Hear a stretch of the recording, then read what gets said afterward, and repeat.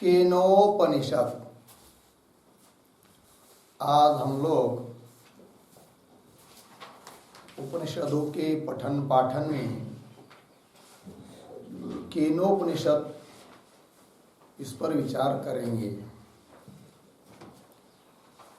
तो केनोपनिषद यह सामवेद का तलवकार शाखा का ये उपनिषद है। तलवकार शाखा के ब्राह्मण भाग का ये उपनिषद है। उस तलवकार शाखा में 9 अध्याय हैं, तो उसमें से ये 9वां अध्यायात्मक ये उपनिषद है और इसका नाम केनोपनिषद रखा गया है कि जिस प्रकार ईशावास्योपनिषद यहाँ पर बताया था कि उस मंत्र का, उस उपनिषद का पहला मंत्र जो है उसकी शुरुआत ईश शब्द से है, इसलिए उसका नाम रखा था ईशावास्योपनिषद। इसी प्रकार इस उपनिषद में भी जो पहली श्रुति है उसका आरंभ केन इत्यादि शब्द से है, इसलिए इसका भी नाम रख दिया क्या, केनोपनिषद। ठीक है, अत्यंत महत्वपूर्ण यह उपनिषद है। इस उपनिषद में परमात्मा का स्वरूप और परमात्मा का प्रभाव इसका विशेष वर्णन है और इसका महात्म्य कितना है, तो इसी से भी पता लग सकता है कि आद्य जगत गुरु शंकराचार्य जी महाराज ने सभी उपनिषदों पर भाष्य तो लिखा है, 10 उपनिषदों पर, सभी मतलब 10 जो मुख्य है, किंतु केनोपनिषद पर दोबारा भाष्य लिखा है, डबल।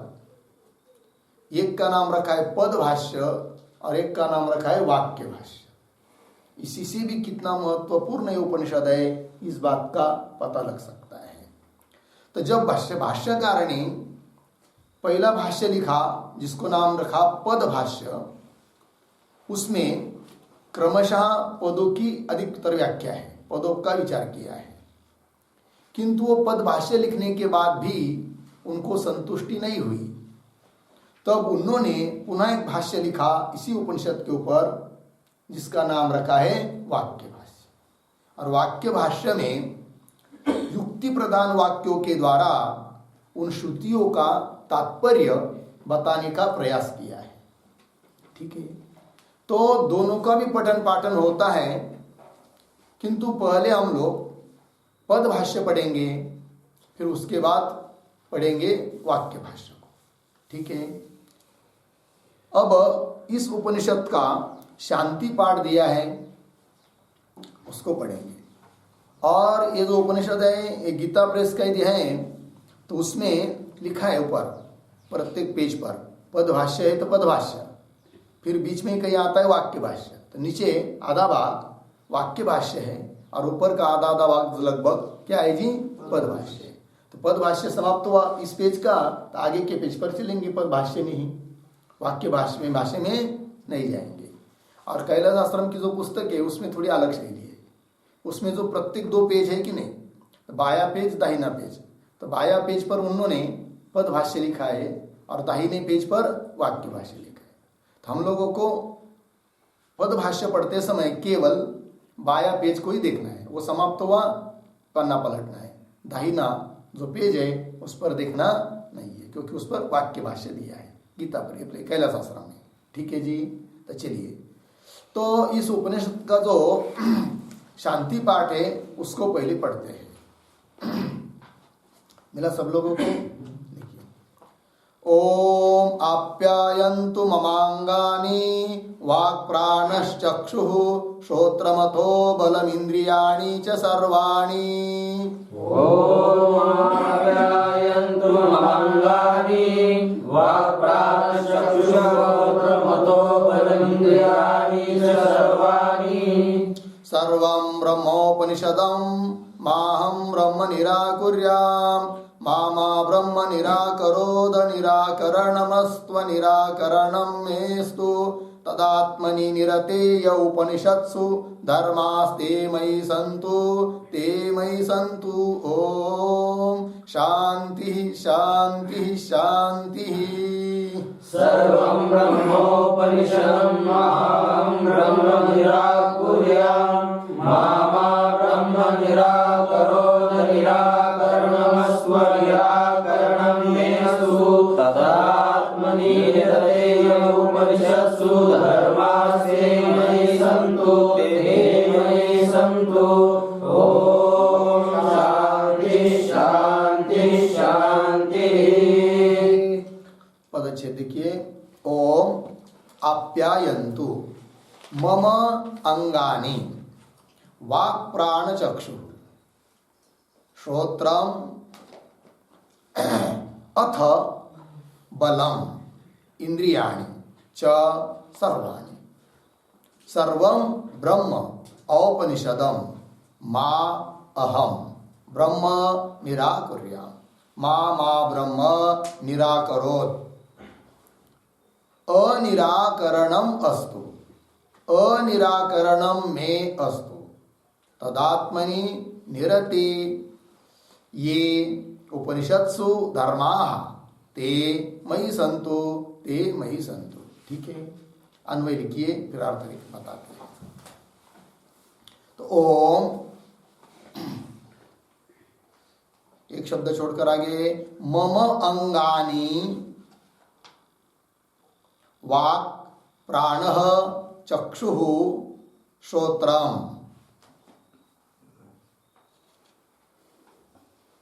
मिला इतना? आगे थोड़ा 2-3 शब्द छोड़कर च सर्वाणि पीछे इंद्रियाणि उसके पीछे अथो बलम शुरू में आप्यायन्तु हो गया। आगे चलिए सर्वम औपनिषदम ब्रह्म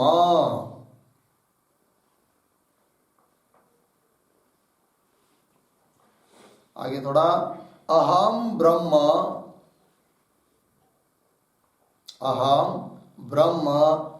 उसके पीछे मा निराकुर्याम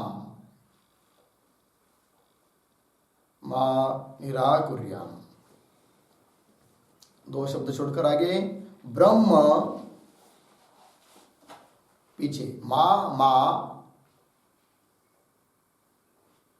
आगे निराकरोत् अनिराकरणम अस्तु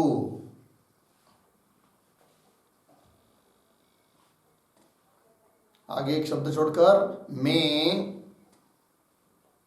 उसके पीछे अनिराकरणम आगे अस्तु 2-3 शब्द छोड़कर उपनिषत्सु पीछे ये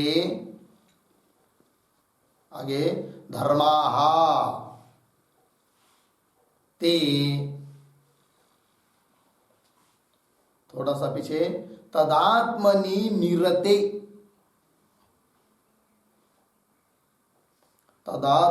निरते मयि सन्तु ते मयि सन्तु।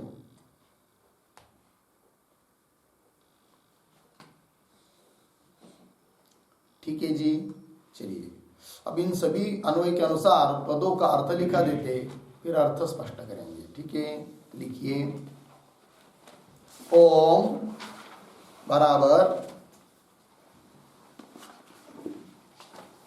ओम ही प्रतीक है बराबर हे परब्रह्म परमात्मन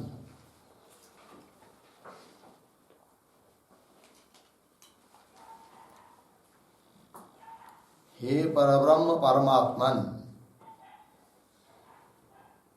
आगे प्रतीक मम बराबर मुमुक्षोः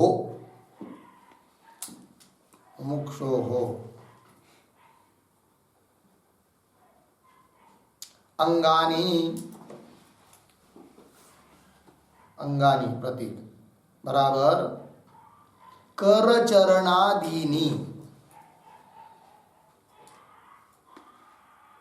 करचरणादीनि,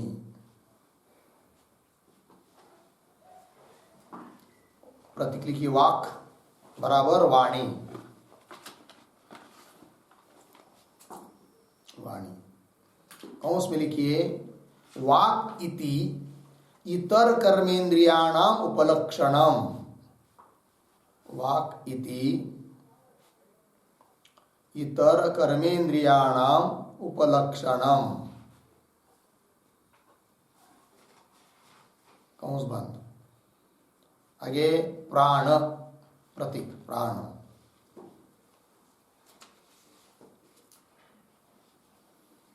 लिखा जी प्राण बराबर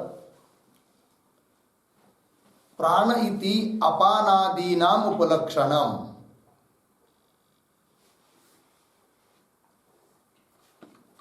प्राण इति अपानादीनाम उपलक्षणम।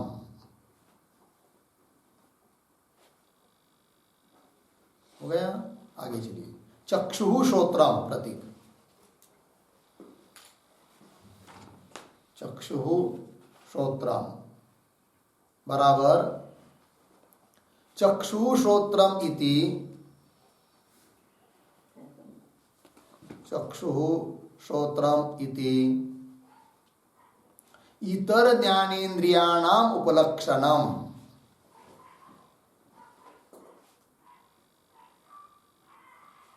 इतर ज्ञानेन्द्रियाणाम उपलक्षणम।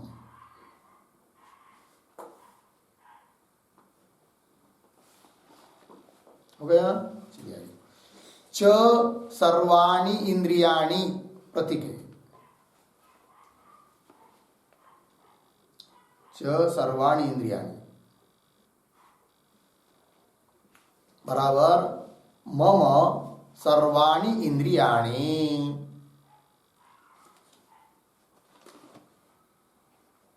मम सर्वाणि इंद्रियाणि हुआ। आगे अथ, प्रतीक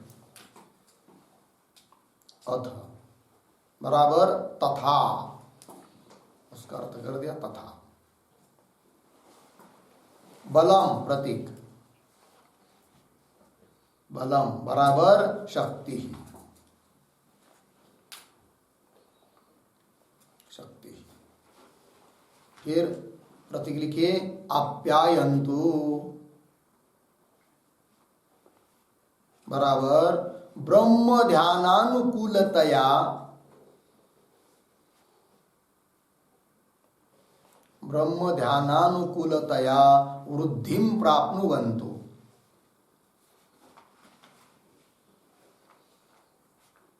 वृद्धिं प्राप्नुवन्तु, वृद्धिं प्राप्नुवन्तु। हो गया।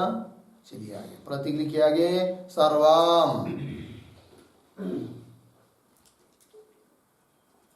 बराबर निखिलम,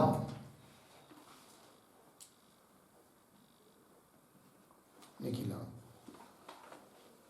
आगे प्रतीक औपनिषदम ब्रह्म,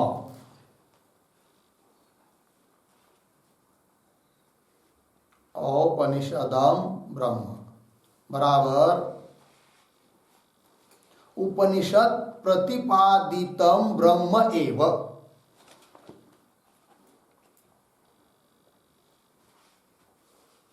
उपनिषद प्रतिपादितम ब्रह्म एव बराबर ब्रह्म सत्तातिरिक्त सत्ता शून्यम, ब्रह्म सत्तातिरिक्त सत्ता शून्यम।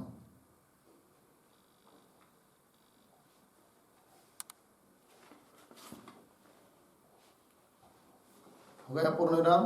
आगे चलिए आगे प्रतीक लिखिए अहम ब्रह्म मा निराकुर्याम, इतना ही सब प्रतीक ही है। अहम ब्रह्म मा निराकुर्याम, लिखा अहम ब्रह्म मा निराकुर्याम बराबर ब्रह्मातिरिक्त वस्तु अस्ति इति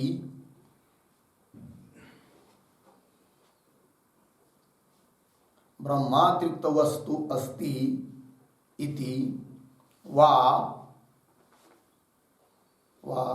ब्रह्म नास्ति इति वा ब्रह्म नास्ति इति वा मा निराकुर्याम्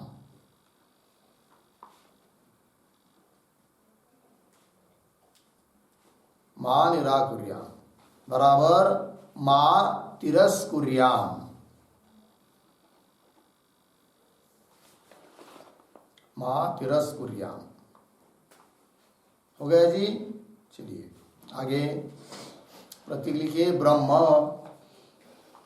बराबर ब्रह्म परमात्मा। ठीक। प्रतीक मां बराबर मां बराबर माम माम। आगे प्रतीक मा निराकरोत मा निराकरोत बराबर स्वस्मात् मा वियोजयतु स्वस्मात् मा वियोजतु वियोजयतु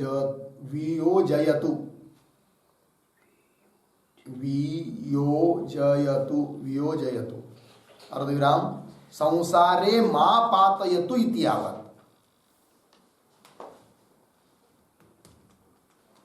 संसारे मा पातयतु इति यावत् पूर्ण विराम हो गया। आगे लिखिए अनिराकरणमस्तु। ये प्रतीक है अनिराकरणमस्तु बराबर आवयोः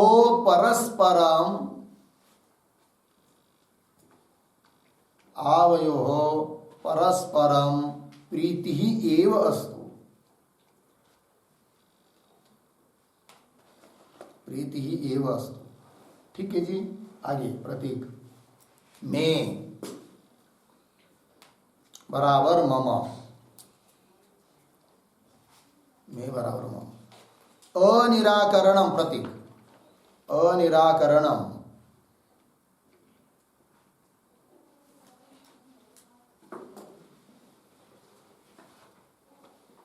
बराबर प्रीति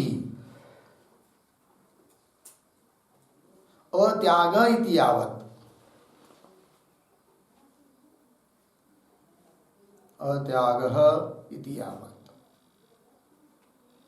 आगे अस्तु प्रतीक बराबर स्यात् अस्तु भवतु किंवा स्यात्। ठीक है। आगे प्रतीक उपनिषत्सु बराबर वेदांतेषु प्रकाशिताः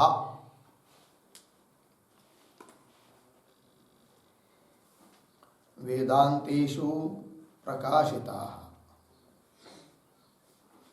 ये प्रतीक ये बराबर यावन्तः यावन्तः। प्रतीक लिखिए धर्माः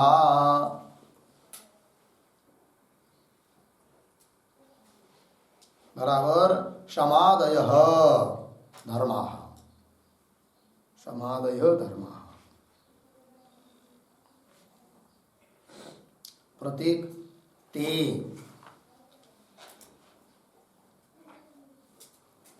बराबर धर्माः।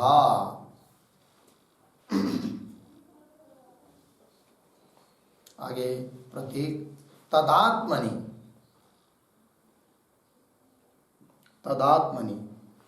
बराबर ब्रह्मात्मनि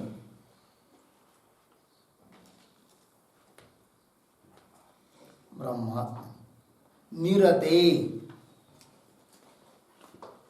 निरते बराबर निरंतरम प्रेम कुर्वती,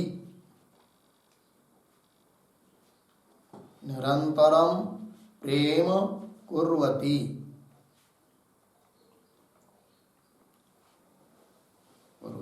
आगे प्रतीक मयि,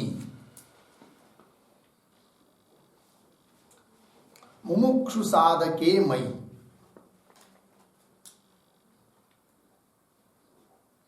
मुमुक्षु साधके मयि संतु प्रतीक, संतु प्रतीक, तिष्ठन्तु, संतु का अर्थ कर दिया तिष्ठन्तु। कौंस में लिखिए आवृत्ति आदरार्थ, कौंस बंद, आवृत्ति आदरार्थ, कौंस बंद। आगे शांति शब्दस्य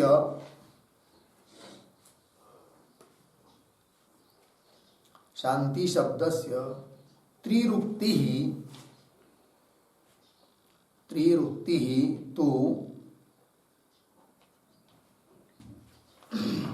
आध्यात्मिकादि त्रिविध विघ्न, अध्यात्मादि त्रिविध विघ्न प्रशांत्यर्थम,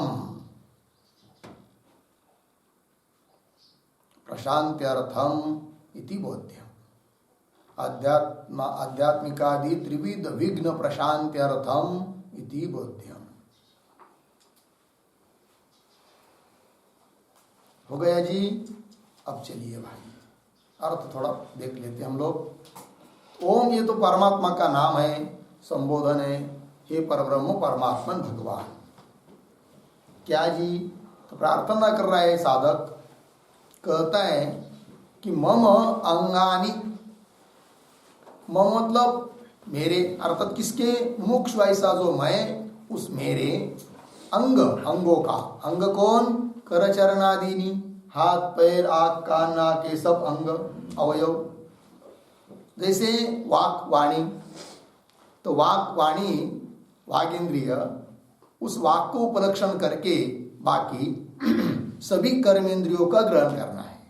ठीक है जी। तो सभी कर्मेंद्रिय भी आ गए।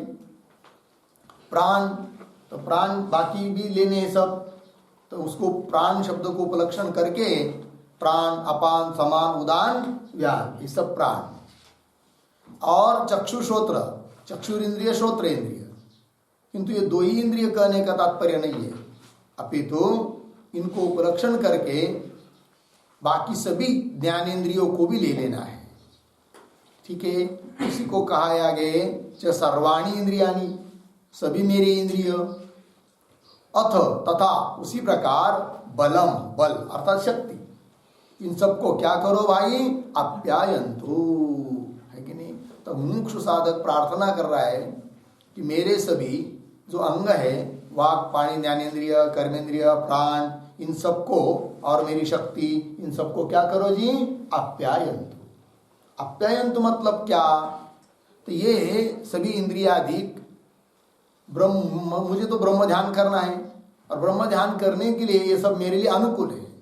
इसलिए ये जो मेरे इंद्रिय है कि अंग है, कर्मेंद्रिय प्राण आदि सब कुछ, ये सब क्या हो?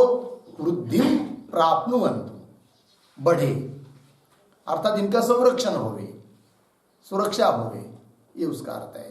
तो ब्रह्म ध्यानानुकूलतया वृद्धि प्राप्नुवन्तु, वृद्धि को प्राप्त होवे। हो गया जी। आगे और आगे कह रहा है क्या जी? सर्वम, सर्वम का अर्थ कर दिया क्या? निखिलम, यावत जितना भी है जगत, जो भी कुछ है, निखिलम क्या ये सब? औपनिषदम ब्रह्म मतलब, औपनिषदम ब्रह्म मतलब उपनिषद प्रतिपादितम ब्रह्म एव। वो औपनिषद में उपनिषदों के द्वारा प्रतिपादित जो है ब्रह्म, उसको कहेंगे क्या? औपनिषद ब्रह्म। सब कुछ ये निखिल ब्रह्म ही है। ठीक है ना जी। अर्थात ब्रह्म सत्ता अतिरिक्त सत्ता शून्य, जो भी ये जगत दिखाई दे रहा है ना, ब्रह्म सत्ता से अतिरिक्त इसको कोई अलग से सत्ता नहीं है, ये कह दिया। औपनिषदम ब्रह्म, इतनी बात हुई। इसलिए यदि ऐसा है ब्रह्म के अलावा और कुछ है ही नहीं, ब्रह्म ही है, तो मेरे से या मैं कभी भी ब्रह्म का निराकरण न करूं, ऐसी प्रार्थना कर रहा है साधक, है कि नहीं। परमात्मा को क्या कर रहा है, अहम ब्रह्म मा निराकुर्याम, ठीक है ना। अर्थ कर दिया उसका कि मैं ब्रह्म का निराकरण मत करो। मतलब क्या कि ब्रह्म अतिरिक्त वस्तु अस्ति, ब्रह्म को छोड़कर और भी कोई वस्तु है, ऐसा निश्चय मेरा कभी भी मत हो, क्योंकि ब्रह्म को छोड़कर और कुछ है ही नहीं है। तो ब्रह्म को छोड़कर और किसी पदार्थ को सत्ता है, ऐसी मेरी बुद्धि कभी भी ना होवे। एक बात हुई। यदि होगी तो ब्रह्म का निराकरण हुआ, क्योंकि द्वैत सिद्ध हुआ, द्वैतापत्ति आएगी, तो ब्रह्म का निराकरण हुआ। तो ऐसा मत हो, ये प्रार्थना कर रहा है। क्यों हुआ? निराकरण का दूसरा भाव बताया, ब्रह्म नास्ति इतिवा मां निराकुर्याम, मैं कभी भी ब्रह्म का निराकरण न करूं। मतलब ब्रह्म है नहीं ऐसा निश्चय मेरा कभी भी नहीं होवे, क्योंकि सब कुछ ब्रह्म ही है।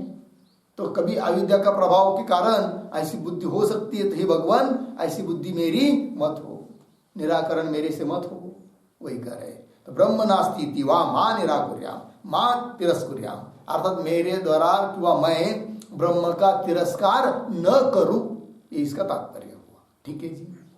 और उधर से ब्रह्म भी मेरा निराकरण न करे, वही कह रहे थे कि ब्रह्म अर्थात ब्रह्म मतलब वही परमात्मा।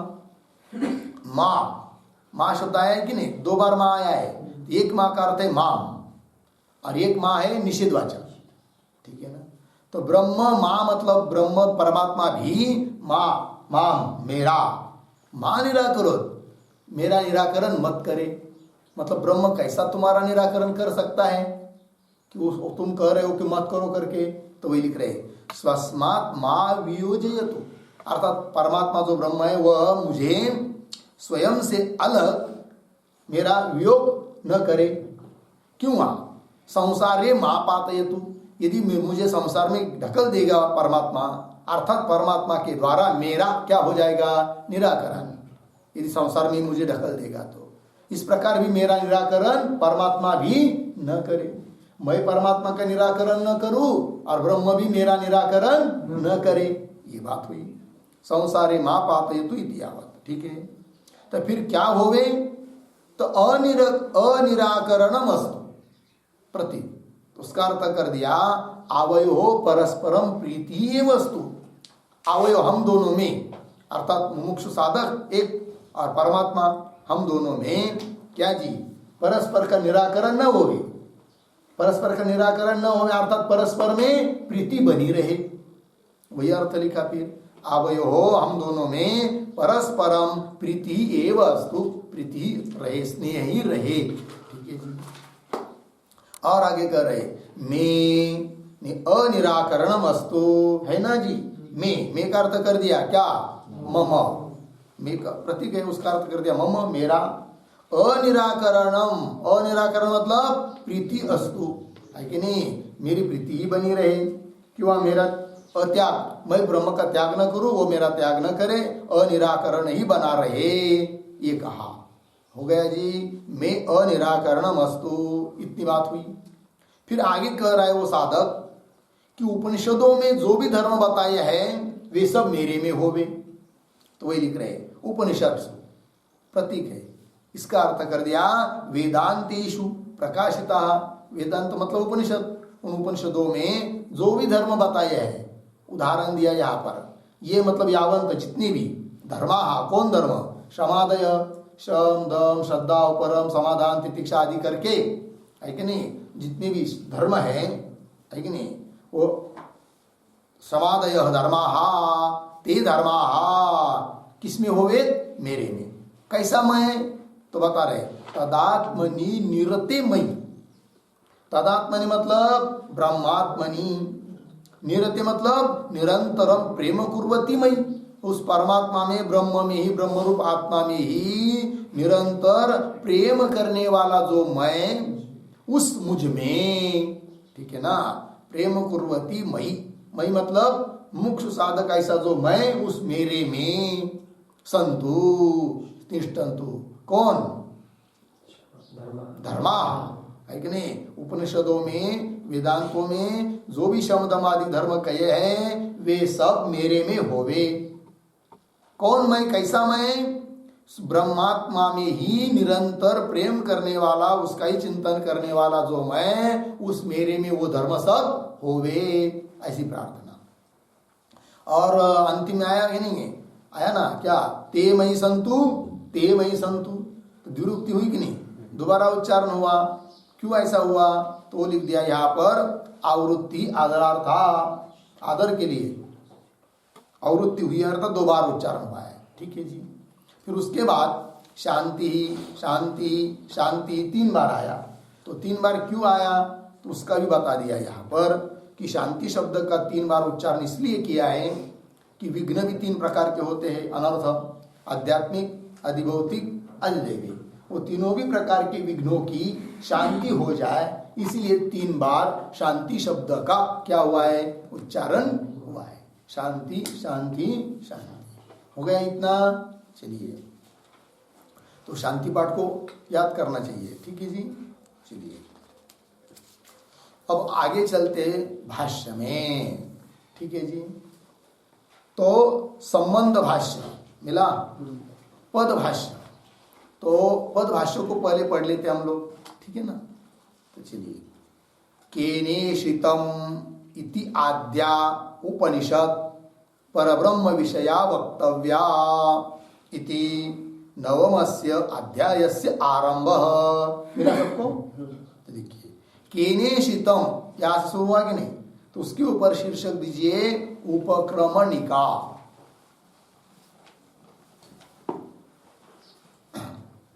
उपक्रमणिका, ठीक है, शीर्षक देना है, लिखना है। तो ये पैराग्राफ का एक शीर्षक हो गया। ठीक है जी। चलिए, तो उपक्रम बता रहे अभी, संबंध भाष्य भी इसको कह सकते हैं। तो केनेशितम ये उस श्रुति का पहला शब्द है। ठीक है ना जी। तो इति आद्या उपनिषद, उपनिषद शब्द स्त्रीलिंगी है, इसलिए आद्या ऐसा आया।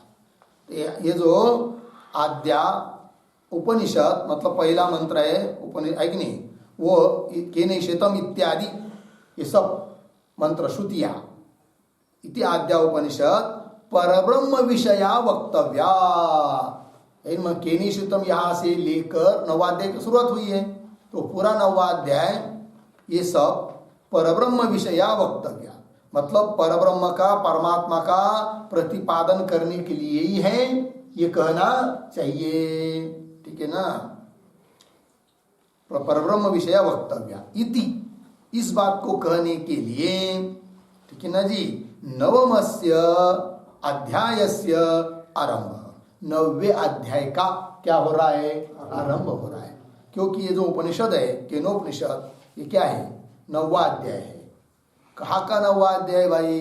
तो सामवेद की एक शाखा है, जिस शाखा का नाम है तलवकार शाखा। उस तलवकार शाखा का यह उपनिषद मतलब उस शाखा का 9वां अध्याय। ठीक है जी।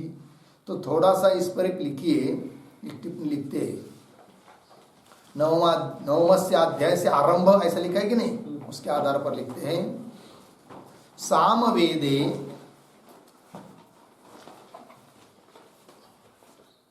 सामवेदे तलवकार शाखायाम, तलवकार शाखायाम केनोपनिषद अस्ति।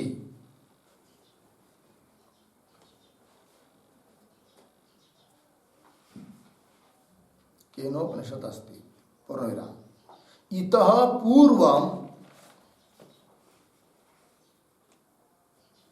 इतः पूर्वम अष्टाध्यायाम, अष्टाध्यायाम कर्माणि, कर्माणि उपासनानि च, उपासनानि च चित्तशुद्ध्यर्थानि उक्तानि।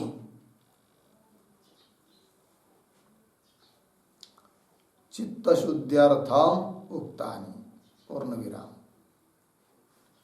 इदानीं तु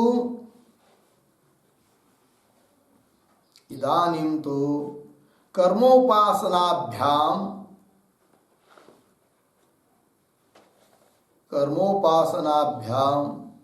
शुद्ध चित्तस्य मुमुक्षोः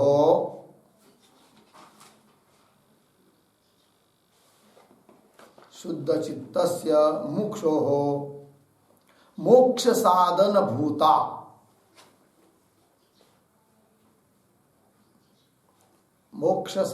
भूता ब्रह्म विद्या उच्यते।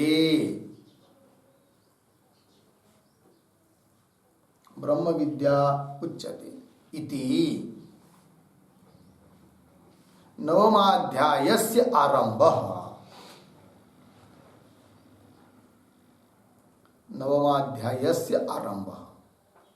ठीक है जी, चलिए भाई अर्थ देखिए। तो सामवेद में तलवकार शाखा में यह केनोपनिषद आता है। 9 अध्याय है, तो 9 अध्याय रूप है। उसके पहले 8 अध्याय हुए हैं उसमें। तो उस 8 अध्याय में क्या बताया? तो बताया यहाँ पर लिख दिया है कि इत पूर्वम, मतलब केनोपनिषद इस 9वां अध्याय उसके पहले जो 8 अध्याय है, उस इत पूर्वम 8 अध्याय, उन 8 अध्यायों में कर्माणि उपासनानि, कर्म बताया, उपासना बताई। ठीक है जी, किस लिए?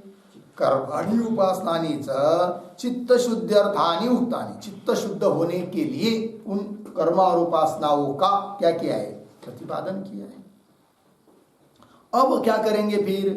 तो इदानीं तो कर्मोपासनाभ्याम शुद्ध चित्त से मुमुक्षु हो, कर्म और उपासना करके जिसका चित्त शुद्ध हो गया है, ऐसे शुद्ध चित्त वाले मुमुक्षु के लिए मोक्ष साधन भूता ब्रह्म विद्या उच्यते। मोक्ष का साधन भूत जो ब्रह्म विद्या है उसको अब कह रहे हैं, क्योंकि ब्रह्म विद्या उसी के लिए होती है जिसका चित्त शुद्ध है ना जी। तो वही मोक्ष साधन भूता ब्रह्म विद्या उच्यते थी। इसलिए 9वां अध्याय से आरंभ, तो पूर्व उत्तर संगति भी हो गई। 8 अध्याय वो निरर्थक नहीं है कि नहीं? उससे वो कर्म करें, उपासना करेंगे, उसके अनुसार चित्त शुद्ध होगा। जब चित्त शुद्ध होगा तो ब्रह्म विद्या प्राप्त होगी। इसलिए अंतिम में ब्रह्म विद्या बताई है जिससे मोक्ष की प्राप्ति होती है। ठीक है, अब इस उपनिषद का अनुबंध चतुष्टय क्या है भाई? तो वो भी थोड़ा लिख लीजिए आप लोग। अनुबंध चतुष्टय नंबर 1, मानांतरानधिगतम ब्रह्म, मानांतरानधिगतम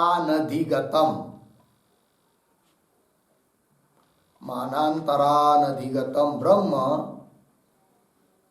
अस्य विषयः।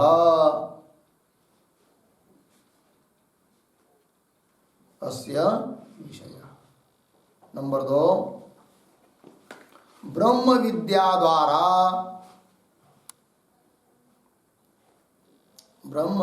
द्वारा मुक्ति ही प्रयोजनम।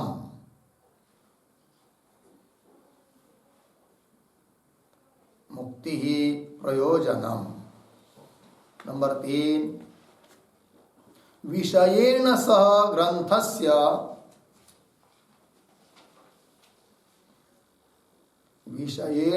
ग्रंथस्य प्रतिपाद्य प्रतिपादक भावः संबंधः। प्रतिपाद्य प्रतिपादक भावः संबंधः।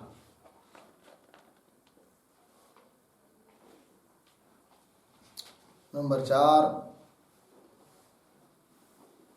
साधन चतुष्टय संपन्नः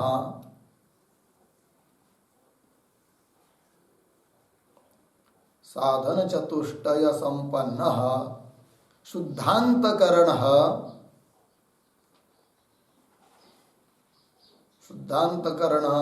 मुमुक्षुः अधिकारी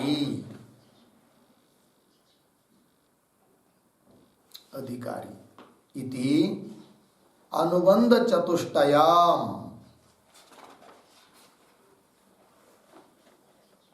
अनुबंध चतुष्टयम प्रेक्षावताम प्रवृत्त्यंगभूतम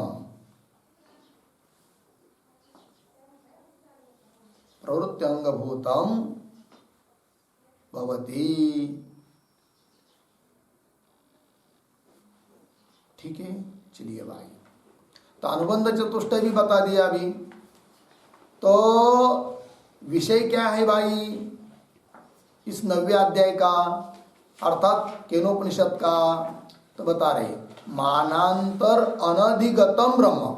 मान कहते प्रमाण, अन्य प्रमाणों के द्वारा जो अधिगत नहीं होता है, जाना नहीं जाता है, अनधिगत, अन्य प्रमाण के द्वारा जो जाना नहीं जाता है, ऐसा जो ब्रह्म तत्व, वही अस्य विषय, अस्य 9वें अध्याय का विषय है, अर्थात केनोपनिषद का विषय है। ठीक है ना जी, आगे चलिए।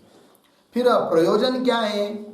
ये पढ़ेंगे तो ब्रह्म विद्या प्राप्त होगी, ब्रह्म ज्ञान होगा। तो ब्रह्म विद्या द्वारा मुक्ति ही, ये क्या है? मोक्ष, यही है प्रयोजन। अब प्रयोजन हुआ, विषय हुआ, और ग्रंथ जो है 9वां अध्याय और विषय, इन दोनों का क्या संबंध? तो बता दिया, विषयेन सह, विषय के साथ ग्रंथ का प्रतिपाद्य प्रतिपादक भाव क्या है जी? संबंध है। और अधिकारी और प्रयोजन का प्राप्य प्रापक भाव संबंध, इस प्रकार के संबंध। और अधिकारी कौन है भाई? तो भी लिख दिया, साधन चतुष्टय संपन्न। साधन चतुष्टय मतलब कौन? विवेक, वैराग्य, समाधि, षटक, मोक्ष इत्यादि साधन चतुष्टय से संपन्न जो है, और जिसका अंतकरण शुद्ध हुआ है, शुद्धांतकरण, ऐसा जो मोक्ष की इच्छा करने वाला, वह अधिकारी है। इस प्रकार के अनुबंध चतुष्टय बता दिया। अरे बताना इसलिए आवश्यक है कि प्रेक्षावत्ताम प्रवृत्त्यंगभूतम, बुद्धिमान, प्रेक्षावताम बुद्धिमानों के लिए प्रवृत्ति का अंग है। कोई भी बुद्धिमान व्यक्ति किसी भी कार्य में तब प्रवृत्त होता है जब उसको अनुबंध चतुष्टय का पता चलता है। इसका विवेचन पीछे हो चुका है, अनुबंध चतुष्टय के बिना प्रवृत्ति होती नहीं, इसलिए वो भी यहाँ पर बता दिया। हो गया जी। अब चलिए भाष्य। तो केनेशितम इति आद्या उपनिषद परब्रह्म विषया वक्तव्या इति 9वें से आरंभ। लगे पंक्ति, आगे चलिए। प्राग एतस्मात् कर्माणि अशेषतः परिसमापितानि। मिला जी? तो इसको कैसा पढ़ेंगे? थोड़ा अन्वय करके पढ़ते हैं। एतस्मात् प्राग,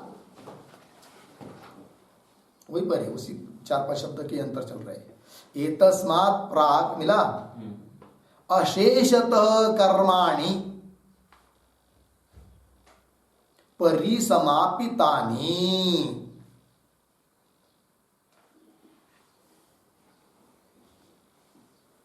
ठीक है, बस होगा ना अर्थ? देखिए आगे सरल है। तो ये तस्मात् प्राक, इससे पहले मतलब इस 9वें अध्याय के पहले है कि नहीं? 8 अध्यायों में ये तस्मात् प्राक अशेषतः कर्माणि, संपूर्ण कर्म बताया है।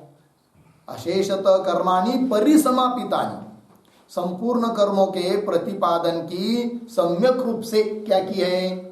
समाप्ति की है, परिसमाप्ति की है, परितः समाप्ति की है कि नहीं? सभी कर्म बताया, वो बताया सब। और क्या समाप्त किया है? अच्छी तरह से प्रतिपादन करके पूर्ण किया है, बताया है। आगे लिख रहे, समस्त कर्माश्रय भूतस्य च प्राणस्य उपासनानि उक्तानि। इस 8 अध्याय में, अर्थात 9वें अध्याय के पहले 8 अध्याय में क्या क्या बताया वो बता रहे। एक तो अशेषतः कर्माणि परिसमापितानि, है कि नहीं? और समस्त कर्माश्रय भूतस्य प्राणस्य, सभी कर्मों का आश्रयभूत कौन? प्राण है। प्राण रहेगा तभी कोई कर्म होगा भाई। शरीर में प्राण है ही नहीं है कि नहीं? और कह दिया चलो भाई उठो, जाओ इधर ये करो वो करो, कुछ नहीं कर सकते। सभी कर्म, जो भी कर्म हो रहा है उसका आश्रय कौन है? प्राण। तो समस्त सभी कर्म का आश्रयभूत जो प्राण, उस प्राण की उपासना भी बताइए। व्यष्टि प्राण, समष्टि प्राण, हिरण्यगर्भ, है कि नहीं, उसकी उपासना भी उन 8 अध्यायों में बताई है। प्राणस्य उपासनानि उक्तानि। ठीक है जी। और क्या कहा, लिख रहे कर्मांग साम विषयाणी च, क्या क्या लिखा है, कर्मांग साम विषयाणी च उक्तानि किंवा परिसमापितानि, किसी को भी ला सकते हैं। ठीक है जी। तो उस 8 अध्यायों में कर्मांग, कर्मों का अंग जो साम विषयानी मतलब साम विषयक उपासना, विषयानी का अर्थ यहां पर उपासना नहीं, तो कर्म का अंग जो साम उसकी उपासना भी बताई है। ठीक है ना जी। तो कर्मों का अंग जो साम वो फिर अलग अलग 5 भाक्तिक, सप्त भाक्तिक, इस प्रकार के विषय और उनकी उपासना बताइए। उपासना का वो प्रकरण है, केवल संगति लगा रहे हैं उन 8 अध्यायों की और अंतिम का 9वां अध्याय। तो 8 अध्यायों में क्या क्या बताया उसका दिग्दर्शन कर रहे हैं। ठीक है ना जी। तो कर्मांग साम विषयाणी च उक्तानि। आगे क्या है, अनंतरम। हाँ, नीचे नहीं पढ़ना है, नीचे वाक्य भाष्य चालू हुआ है, इधर की पेज पर आइए। पद भाष्य आपकी पुस्तक में कैसा है पता नहीं, ऐसे ही है ना। तो पद भाष्य को देखिए। अनंतरम च, अनंतरम मतलब अभी तक ऊपर बताया ना, सभी कर्म बताया, प्राणादि की उपासना बताई, कर्म का अंग जो साम विषय उपासना वो बताई। उसके बाद अनंतरम च गायत्र साम विषयम दर्शनम वंशांतम उक्तम कार्यम। ठीक है ना। क्या क्या बताया उस 8 अध्यायों में, ये सब बता रहे हैं। तो अनंतरम गायत्र साम विषयम दर्शनम, दर्शनम करते हैं उपासनम, गायत्र साम विषय को उपासना बताई है।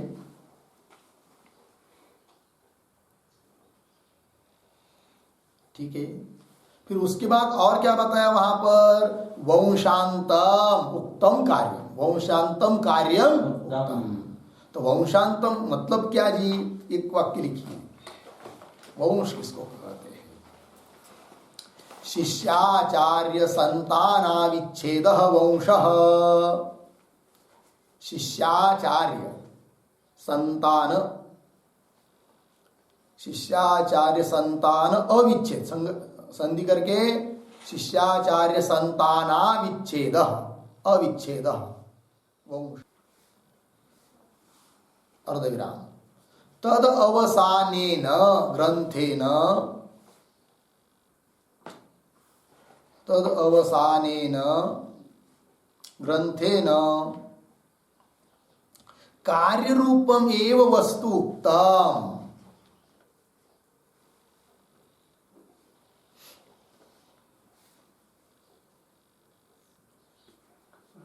कार्यरूपम एव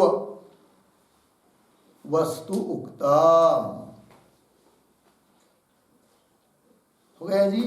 चलिए अर्थ, शिष्य और आचार्य, आचार्य गति गुरु, शिष्य गुरु, गुरु शिष्य, गुरु शिष्य, ये जो संतान धारा उसका अविच्छेद इसी को कहते हैं क्या जी, वंश। वंश चल रहा है, गुरु ने पढ़ाया शिष्य को, उसने पुनः अपने शिष्य को, उसने पुनः अपने शिष्य को। तो जैसे पितृपुत्र, पिता पुत्र, ये वंश होता है कि नहीं इधर, उस प्रकार इधर भी क्या होता है जी, वंश। तो वही लिखा है, विशिष्य आचार्य संतान अविच्छेद वंश तदवसानेन ग्रंथेन, है कि नहीं, कार्य रूपमेव वस्तु उत्तम, कार्य रूप वस्तु, एक वस्तु का ही कथन किया है, वह है अंत में जिसके ऐसे ग्रंथ भाग से वंश, है कि नहीं, और उसके लिए कर्तव्य वो सब बताया है वहां पर। तो ये सब क्या बताया, कार्य रूपम एव उत्तम, वही लिखा, वंशांतम कार्यम उत्तम। होगा इतना। अब आगे चलिए, तो ये हुआ भाई 8 अध्याय में। फिर आगे क्या, तो आगे लिख रहे सर्वम एतत् यथोक्तम कर्म। अब भाई अभी तो बता रहे तुम ज्ञान ब्रह्म विद्या, और पीछे बताया कर्म, फिर दोनों की क्या संगति, तो कर्म व्यर्थ हो जाएगा। फिर अभी ज्ञान बताओगे तो बोलेंगे व्यर्थ नहीं है, उसमें हेतु हेतु मत भाव संबंध है। ठीक है, तो उसी को कह रहे सर्वम एतत् इत्यादि। तो इसके लिए एक पंक्ति लिखी इसके अवतरणिका के रूप में थोड़ा सा। प्राणादि उपासना सहितस्य कर्मणः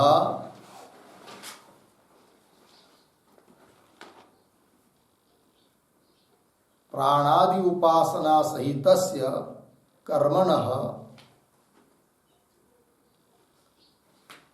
प्राणादि उपासना सहितस्य कर्मणः संसार फलत्वात्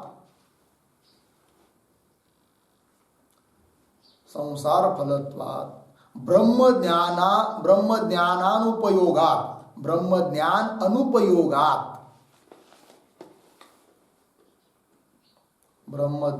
अनुपयोगात् कथम हेतु हेतुमद्भावः संबंधः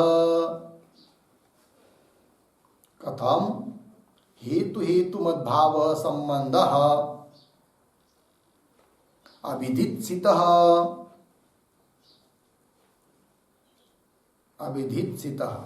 इति आशंक्य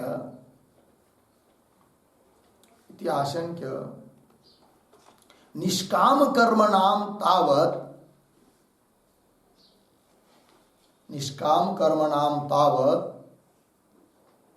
ज्ञानोपयोगित्वं कथयते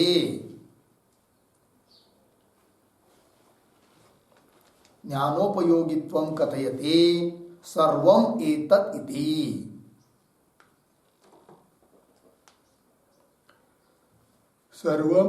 इति। हुआ जी। चलिए अर्थ देखिए भाई। तो 8 अध्यायों में सब उपासना कर्म इत्यादि बताया, ठीक है कि नहीं। तो प्राणादि उपासना सहित से कर्म, प्राणादि की उपासना सहित जो कर्म, उस कर्म का फल क्या फल होता है जी? संसार, स्वर्ग की प्राप्ति होगी। संसार ही तो हुआ ना, तो संसार फलत्वा, संसार फल है उसका। और इधर ब्रह्म ज्ञान, तो इसलिए ब्रह्म ज्ञान के लिए फिर उसको तो कोई उपयोग नहीं हुआ। किसका? कर्मोपासना का।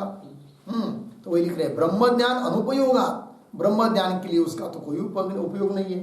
तब ऐसा यदि है तो कथम हेतु हेतु मद्भाव संबंध, तो दोनों में हेतु हेतु मद्भाव संबंध कैसा बनेगा, कार्य कारण भाव संबंध कैसा बनेगा, प्रश्न है कि नहीं। किनका किनके साथ? 9वां अध्याय में क्या बताया? ब्रह्म विद्या ब्रह्म ज्ञान। और 8वां अध्याय में क्या बताया? कर्म, प्राण उपासना कर्म। और उपासना कर्म इनका फल है स्वर्ग संसार, और इधर ब्रह्म विद्या का फल है मोक्ष। दोनों का कार्य कारण भाव तो बनेगा ही नहीं। तो ब्रह्म विद्या कथन कर रहे हैं अंतिम में, तो पीछे वाला सब व्यर्थ हो जाएगा, ऐसा कोई शंका कर सकता है। तो वही लिखा कथम हेतु हेतु मद्भाव संबंध अभिदित इच्छित अभिप्रेत है। तो इति आशंक्य, ऐसी शंका करके कह रहे कि निष्काम कर्म नाम तावत ज्ञानोपयोगित्वं कथयति। भाई भले सकाम भावना से यदि वो कर्मोपासना करते हैं तो वो संसार का ही प्राप्ति के लिए कारण है, संसार ही प्राप्ति करा देगी वो कर्मोपासना। किंतु यदि निष्काम भावना से कर्मोपासना का अनुष्ठान करते हैं तो अंतःकरण शुद्ध हो जाता है, तभी ज्ञान होता है। तो ज्ञान के लिए उपयोग है किनका? कर्मोपासना का। किंतु कैसे? निष्काम भावना से की हुई रहेंगी तब। तो वही लिखा है निष्काम कर्म नाम तावत ज्ञानोपयोगित्वं, निष्काम कर्म ज्ञान के लिए उपयोगी है, इस बात का कथन कर रहे अभी भाष्यकार। इस प्रकार का हेतु हेतु मत भाव बन जाता है, कार्य कारण भाव बन जाता है। तो वही लिख रहे देखिए सर्वम एतत्, मिला क्या भाष्य? सर्वम एतत् यथोक्तम कर्म च ज्ञानम च सम्यक अनुष्ठितम निष्कामस्य मुमुक्षोः सत्वशुद्ध्यर्थम भवति। बता दिया। देखिए भाई सर्वम एतत्, सभी यह कौन? 8 अध्यायों में कहा हुआ कर्म और उपासना। सर्वम एतत् यथोक्तम, जैसा शास्त्र ने कहा है उसी रीति से यदि अनुष्ठान करते हैं तो केवल क्या करना है? फल की इच्छा नहीं करना है और कर्तृत्व का अहंकार धारण नहीं करना है, तब वही कर्म निष्काम बन जाते हैं। और निष्काम कर्म करेंगे तो अंतःकरण की शुद्धि हो जाती है। तो सर्वम एतत् यथोक्तम कर्म च ज्ञानम, ज्ञानम शब्द क्या अर्थ है? उपासना। ज्ञानम मतलब उपासना, यहाँ पर लिख के रख सकते हैं ज्ञानम के माथे पर, नहीं तो बाद में नहीं समझ में आएगा। सर्वम एतत् यथोक्तम कर्म च ज्ञानम मतलब उपासना च सम्यक अनुष्ठितम, अच्छी तरह से उसका अनुष्ठान किया तो उस निष्काम से मुमुक्षु हो, निष्काम मुमुक्षु के लिए क्या बन जाती हो? सत्व शुद्ध्यर्थम भवति। सत्व शुद्धि के लिए, सत्व कहते अंतःकरण, अंतकरण के शुद्धि के लिए होती है। भवती, ठीक है ना जी। भवती का कर्ता कौन है? यथोक्तम कर्म ज्ञानम च, ये है कि नहीं? कर्म और ज्ञान भवती सत्व शुद्ध्यर्थम भवती। किस प्रकार अनुष्ठान किया हुआ? हाँ, सत सम्यक अनुष्ठितम। और किसके लिए? निष्काम से मुमुक्षु, निष्काम मुमुक्षु के लिए अंतकरण शुद्धि के लिए होती है। सकाम भावना से कोई अनुष्ठान करेगा तो उसको उतना ही फल मिलेगा, अंतकरण की शुद्धि नहीं, स्वर्ग अधिक फल मिलेगा। ये बात हुई। आगे चलिए। सकामस्य तू, अब निष्काम के लिए, निष्काम पुरुष है तो अंतकरण की शुद्धि बताई, किंतु यदि कोई सकाम पुरुष है, कामना रखता है, फल की इच्छा रखता है, तो उसके लिए क्या जी? तो सकामस्य तु ज्ञान रहितस्य केवलानि शौतानि स्मार्तानि च कर्माणि दक्षिण मार्ग प्रतिपत्तये पुनरावृत्तये च भवन्ति। हो गया ना जी। सकाम पुरुष के लिए वही कर्म संसार के लिए कैसे होते हैं, है कि नहीं? वही कर्म सकाम पुरुष के लिए संसार प्राप्ति के लिए होते हैं, वो बता रहे हैं। किंतु आगे का विचार हम लोग अब क्या करेंगे? कल ही करेंगे। ठीक है। ओम पूर्णमदः पूर्णमिदं पूर्णात् पूर्णमुदच्यते पूर्णस्य पूर्णमादाय पूर्णमेवावशिष्यते। ओम शांति शांति शांति।